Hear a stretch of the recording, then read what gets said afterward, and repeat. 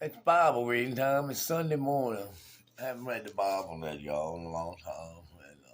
And again, I'm a sinner just like you out there in the world. But the name of the game is keep trying to do right. By the grace of God, some good things happen. We're getting another place. Another guy called me about some part-time work that I thought was dodging me. Well, come to find out, the buddy of mine that worked for my father's company a long time ago, he had gotten sick from doing all these diagnostic tests all month. So I'm cussing out the world and thinking everything, nothing was going to go right, drinking too much. And I finally chilled out about all that, about the politics and all that. And it's not the world's fault. If things happen, I keep forgetting, get back in this, say prayers. Well, God sent me a sign, about, yeah. It feels good that I'm able to make sure Vicky and I gonna be okay till she gets her disability money. I really care about her, and I know I've said new things on there, put a personal stuff out there, shame on me. So this is how I'm gonna do it. It's how I do it. They say Isaiah and Psalms are in the center of the Bible. So let's see what this got. We're in Chronicles. The temple is built. This is Chronicles chapter 3, verse 1. Oh my eyes. Solomon's workers began to building the temple in Jerusalem. On the second day, the second month, 4 years after Solomon had become king of Israel, it was built on Mount Moriah, where the Lord had appeared to David at the threshing place that had belonged to Arama from Jebus, Old Testament. The inside of the temple was 90 feet long, 30 feet wide, according to the oldest standard. Across the front of the temple was a porch, 30 feet wide and 30 feet high. The inside walls of the porch were covered with pure gold. Solomon had inside walls of the temple. Main room paneled first with pine and then with layers of gold. And he had them decorated with carvings of palm trees and designs that looked like chains. He used precious stones to decorate the temple. And he used gold imported from Pavam. Parvaim, I believe, Parvaim, Parvam, to decorate the ceiling beam. The doors, frames, and walls. Solomon also had the workers carve designs of winged creatures into the walls. The most holy place was 30 feet square and its walls were covered with almost 25 tons of fine gold. Wow, that's amazing. That's a lot of gold. More than a pound of gold was used to cover the heads of the nails. The walls of the small storage rooms were also covered with gold. What was this man building back then? Making his own little private heaven or something? Pretty amazing. That back then they didn't have all that technology. They did it by hand too. The old school, real deep old school way. Solomon had two statues of winged creatures made to put in the most holy place. He covered them with gold. Each creature had two wings and was 15 feet from the tip to one wing through the tip to the other. Solomon set them next to each other in the most holy places, facing the doorway. Their wings were spread out and reached all the way across the 30-foot room. Wow. Well, that's amazing. A big giant wing angel or whatever he was building back then. Good God Almighty, that's a lot of work. A curtain was made of fine linen woven with blue, purple, and red wool. Wow. and embroidered with designs of winged creatures. I guess birds and stuff. People, yeah, probably back then. Okay, that's been 5 minutes and 15 seconds on that. Let's flip into the New Testament, and we have Matthew's. And we'll go a sign from heavens.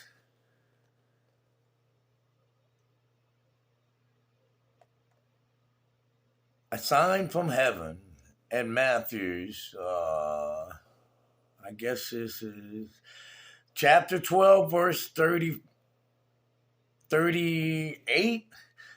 Some Pharisees and teachers of the law of Moses said, "Teacher, we want you to show us a sign from heaven." But Jesus replied, "You want a sign because you are evil and won't believe. But the only sign you will get is the sign of the prophet Jonah.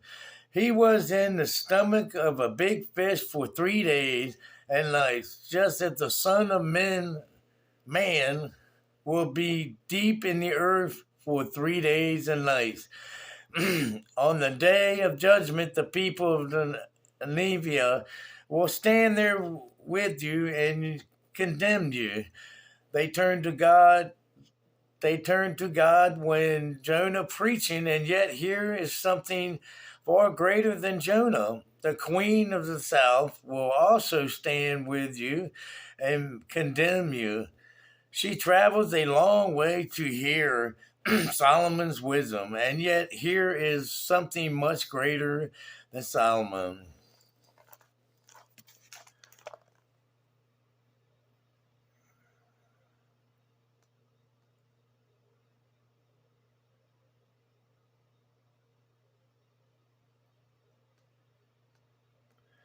Wow, this is strange.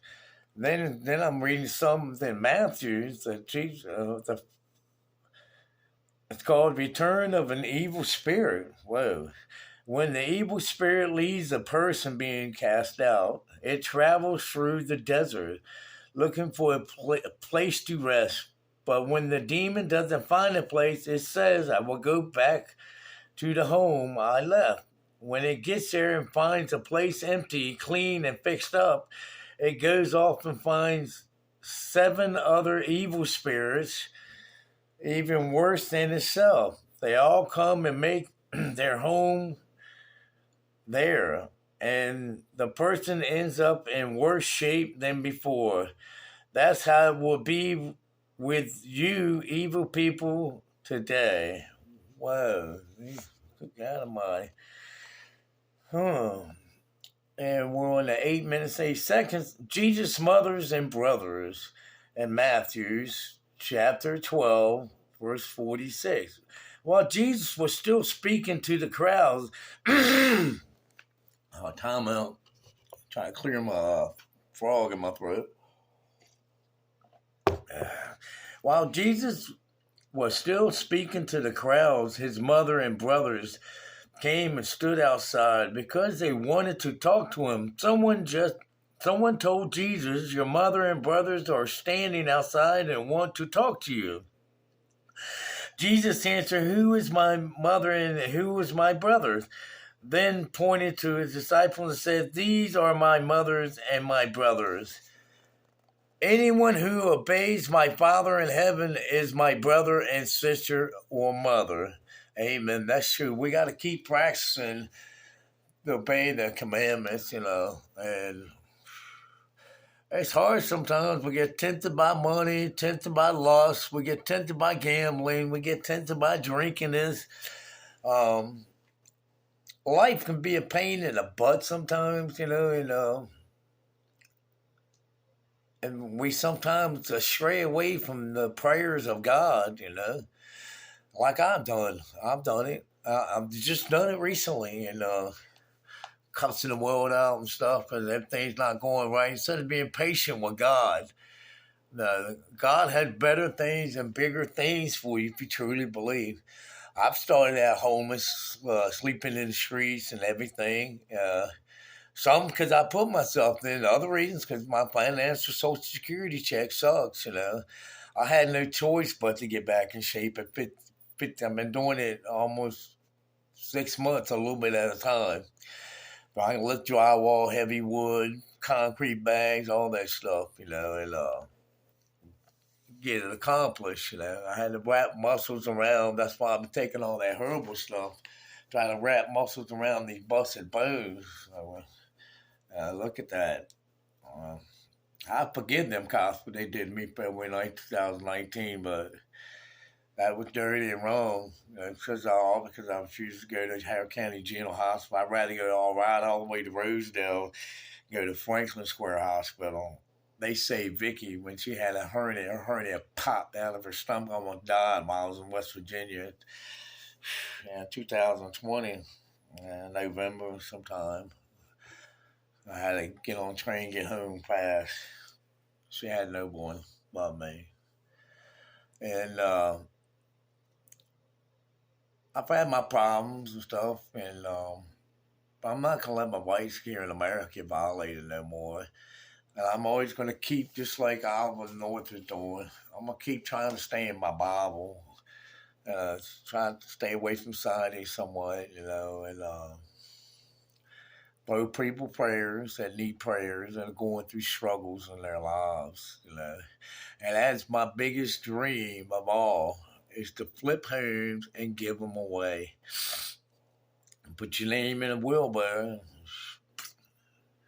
Oh, this person gets a free home. Check them out. Just do something good. I don't want the money and power. I God more than anything. I just want to be the average Joe. So what if I'm struggling? Well, I got God. That's the main thing. Have a good day. God bless you. Try to go to a church, get some guidance. If you can't make a church, just pick it up. Read to yourself privately. Or do like I'm doing now, trying to, be myself and read how I read. Everybody does their prayers different, and tries to get back in shape, you know. Even at 57, you can do it too. Because us old dudes and older women, we got to stay in shape. We can't let this young generation dominate us. Have a good day. God bless you.